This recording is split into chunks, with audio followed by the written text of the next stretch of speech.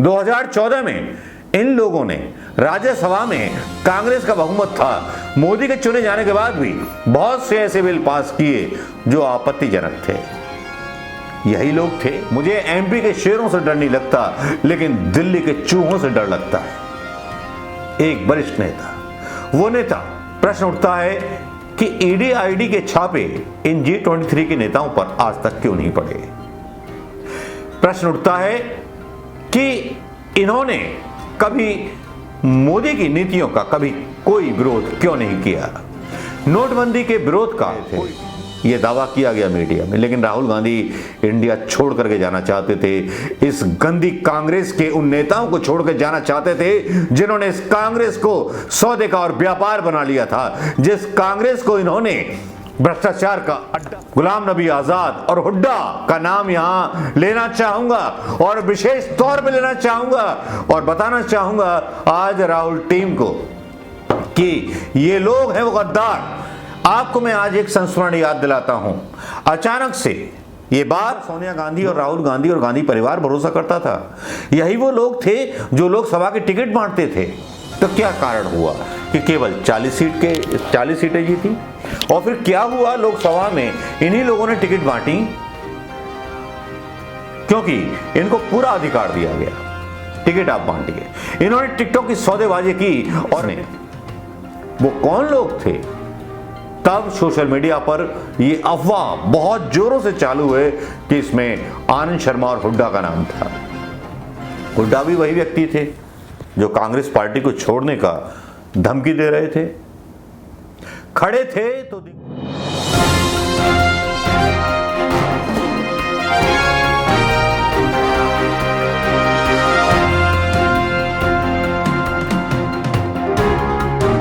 दोस्तों नमस्कार। गुलाम नबी आजाद और G23 के बारे में जितने खुलासे हो रहे हैं बड़े आश्चर्यजनक हैं। जी हाँ, मैं बता नहीं सकता, इतने आश्चर्यजनक हैं कि जिन पर यकीन करना अब तक मुश्किल था, क्योंकि तब तक ये आदरणीय थे। लेकिन जब से गुलाम नबी आजाद ने कांग्रेस को छोड़ने का ऐलान किया और जिस तरह के चीप बयान दिए, जिन चीप बयानों पर पवन खेड़ा बोलते हैं, मुझे आज दुख होता है कि मैंने इसको कभी अपना नेता माना था। जी हाँ, दुख तो होता है उन नेताओं से जो इंदिरा गांधी के जमाने से लेकर के सत्ता पर काबिज रहे, राहुल गांधी के जमाने तक, 2014 तक। इनके पेट में दर्द जब होना शुरू हुआ जब 2014 में एक बिल फाड़ दिया गया और उसके बाद राहुल गांधी को अध्यक्ष चुन लिया गया। इन्होंने जैसे ठान रखा था G23 के इन घमंडी नेताओं ने, जिनमें आनंद शर्मा और गुलाम नबी आजाद और हुड्डा का नाम यहां लेना चाहूंगा और विशेष तौर पे लेना चाहूंगा और बताना चाहूंगा आज राहुल टीम को कि ये लोग हैं वो गद्दार। आपको मैं आज एक संस्मरण याद दिलाता हूं। अचानक से ये बात 2015 या 16 की है। फेसबुक पर बात चल रही थी राहुल गांधी जी से या उनके बारे में बहुत सारी चीजें पता चलती रहती थी। अचानक से ऐसा हुआ था, विशाल कुंद्रा सोशल मीडिया पर मेरे दोस्त हैं, उनसे मेरी बात हुई उस रात जिस रात थाईलैंड जाने की बात हुई थी। मैं आपको फ्लैशबैक में ले जाता हूं। तब राहुल गांधी ये बोल रहे थे मुझे फुलफिल राइट्स चाहिए, अदरवाइज मैं अध्यक्ष नहीं रहूंगा, मैं कांग्रेस पार्टी छोड़ दूंगा। राहुल गांधी ने इन लोगों के गरेबान पकड़ करके सवाल किए थे और इन लोगों ने तभी कांग्रेस पार्टी को तोड़ने की बात कर दी थी। विशाल कुंद्रा ने उस रात के 10:30 बजे जब मैंने बात की, बोला भाई पार्टी टूटने वाली है, बड़ा कदर होने वाला है। और उसके बाद थाईलैंड निकल गए थे राहुल गांधी। शायद आपको भी याद होगा वो वाकया। आज वो वाकया पर्सनल इसलिए है क्योंकि वो पर्सनल है और उस पर्सनल को बाहर लेके आना इसलिए जरूरी है क्योंकि अनपर्सनल लोगों के मुंह से नकाब उतारना बहुत जरूरी है। राहुल गांधी विपासना में चले गए थे, ये दावा किया गया मीडिया में, लेकिन राहुल गांधी इंडिया छोड़ करके जाना चाहते थे। इस गंदी कांग्रेस के उन नेताओं को छोड़ कर जाना चाहते थे जिन्होंने इस कांग्रेस को सौदे का और व्यापार बना लिया था, जिस कांग्रेस को इन्होंने भ्रष्टाचार का अड्डा बना लिया था। राहुल गांधी 1 से 1.5 महीने नहीं आए। कई बार राहुल गांधी कांग्रेस को छोड़ने की कोशिश कर रहे थे। लेकिन होता है ना, बुजुर्गों की आवाज़ और रवायतें आवाज़ देती हैं। एक बार तो प्रियंका गांधी ने उसमें इंटरप्शन किया था, इनको किसी भी तरह वापस बुलाया गया, किसानों के साथ इनकी मुलाकात हुई। वो दृश्य भी आपको याद होंगे, क्योंकि जब राहुल गांधी दागी विधायकों का बिल फाड़ चुके थे और उसके बाद जब कांग्रेस हारी, किसने हराई? कांग्रेस। यही G23 के वो नेता थे जिन पर सोनिया गांधी और राहुल गांधी और गांधी परिवार भरोसा करता था। यही वो लोग थे जो लोकसभा के टिकट बांटते थे। तो क्या कारण हुआ कि केवल 40 सीटें जीती?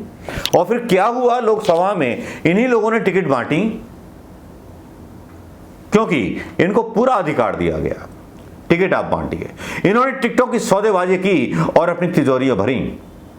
प्रश्न उठता है कि ईडी आईडी के छापे इन G23 के नेताओं पर आज तक क्यों नहीं पड़े? प्रश्न उठता है कि इन्होंने कभी मोदी की नीतियों का कभी कोई विरोध क्यों नहीं किया? नोटबंदी के विरोध का कोई बयान शशि थरूर, आनंद शर्मा या फिर गुलाम नबी आजाद का दिखा दीजिए। हां, कश्मीर की प्लेट फायरिंग हुई थी, उस पर राज्यसभा में बोले जरूर थे गुलाम नबी आजाद। ये कांग्रेस के गद्दार नहीं हैं, ये कश्मीर के भी गद्दार हैं। आज सोशल मीडिया पर एक नई बात पता चलती है कि इस्तीफे में जो 5 पेज थे, उन 5 पेजों को लिखा किसने? वो कौन लोग थे?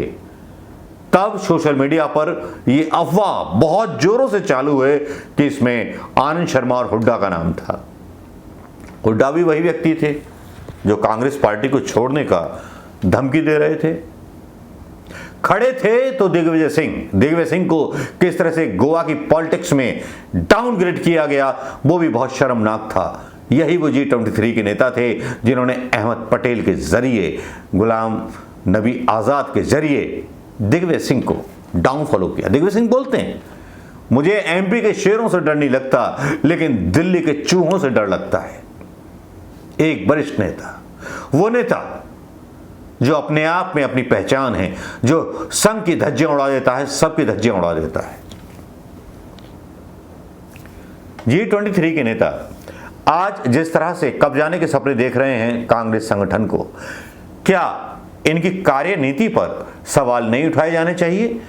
आज सोशल मीडिया के जरिए ही सही, यह सवाल उठाने का मौका दोस्तों आपके बीच मिला है। जिस तरह से इन्होंने राहुल गांधी को अपसेट किया, जिस तरह से इन्होंने राहुल गांधी को डाउनग्रेड किया, जिस तरह से इन्होंने राहुल गांधी का मनोबल तोड़ा, राहुल गांधी अध्यक्ष पद छोड़ करके जिम्मेवारी लेकर के अलग बैठ गए।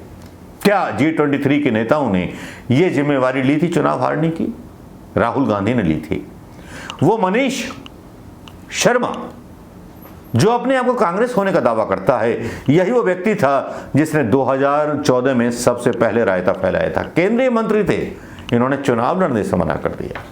2014 में इन लोगों ने राज्यसभा में, कांग्रेस का बहुमत था, मोदी के चुने जाने के बाद भी बहुत से ऐसे बिल पास किए जो आपत्तिजनक थे। यही लोग थे गद्दार नेता, गद्दार देश के। जो कांग्रेस से गद्दारी कर सकता है वो देश का गद्दार हो सकता है, मुझे इसमें कोई दो राय नहीं। और आज ये मैं अपने निजी विचार नहीं लिख रहा हूं, सोशल मीडिया पर बहुत सारे लोगों से बात करने के बाद आज अपनी बात बोल रहा हूं। मैंने आपको थाईलैंड की बात बताई, सारी बातें बताई कि राहुल गांधी को किस तरह से डिप्रेशन में लाया गया, डिस्ट्रेस किया गया इन्हीं नेताओं के जरिए। वो अध्यक्ष क्या करेगा जब उसकी कोई बात CWC में मानी ही नहीं जाएगी? वो अध्यक्ष क्या करेगा कि जो पाप हो उसका आरोप गांधी परिवार पर लगे और हार का इल्जाम उस पर लगे, उन लोगों पर ना लगे जिन्होंने चुनाव के प्रत्याशी चुने थे, लोकसभा के हों या विधानसभा के। कितनी बार इन्हीं लोगों को जिम्मेवारी दी गई थी, लेकिन ये थे कि मानते नहीं। अब आनंद शर्मा और अब हुड्डा का नाम भी सामने आ रहा है, डेलीगेशन बोर्ड भी सामने आ रहे हैं। मेरा आज सीधा संदेश राहुल गांधी जी के लिए है, आप किसी भी लड़ाई में पीछे मत हटिएगा, क्योंकि अगर आप पीछे हटेंगे तो शायद गांधी के मूल्यों से पीछे हट जाएंगे। राहुल गांधी जी, आप आगे बढ़िए, हिंदुस्तान की जनता आपके साथ है। आप अध्यक्ष चुने जाएं ना चुने जाएं, आप खड़े हो जाइए अध्यक्ष पद पर और चुनाव में खड़े होइए और दिखाइए कि इन G23 के नेता कितने गद्दार हैं, जिन्होंने एक भी बयान मोदी के खिलाफ, मोदी की ईडी आईडी के खिलाफ आज तक नहीं दिया है। दिखाइए। आपकी जरूरत केवल कांग्रेस को बचाने के लिए नहीं है राहुल गांधी जी, आपकी जरूरत देश को बचाने के लिए है। तो मेरी आपसे अपील है, और मैं अपने दोस्तों से भी कहना चाहूंगा, राहुल गांधी के समर्थकों से कहना चाहूंगा, अपील है राहुल गांधी जी, हो जाइए जज्बे के साथ खड़े। जिस तरह से हनुमान जी को अपना बल पता नहीं था, आपको नहीं है बल पता अपना।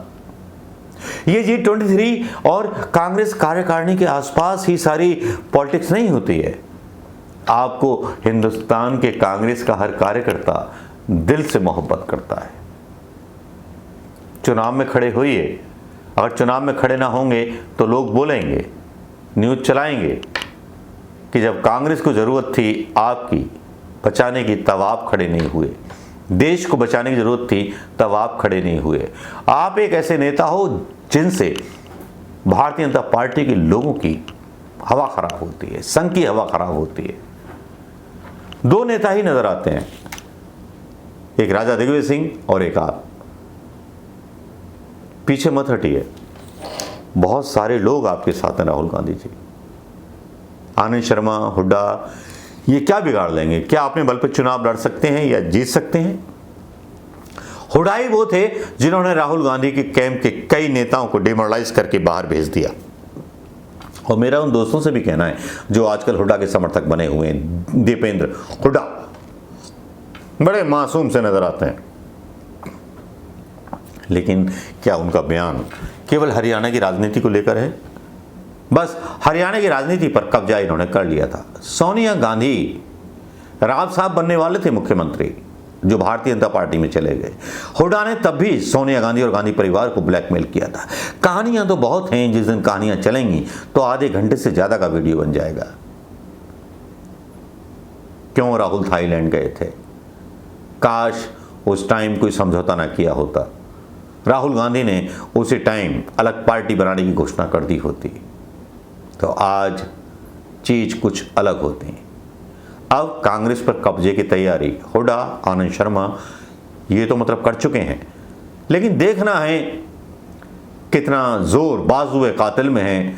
कांग्रेस के गद्दारों से जितना बड़ा खतरा है उतना मोदी से नहीं। मोदी का गरेवान पकड़ करके झिड़ोड़ते हैं तो राहुल गांधी इन G23 कार्य नेताओं की, क्योंकि ऐसे ऐसे लोग लेके आए जाएंगे जिनका कैरेक्टर खराब है, जिसमें कांग्रेसियों की मजाक उड़ेगी।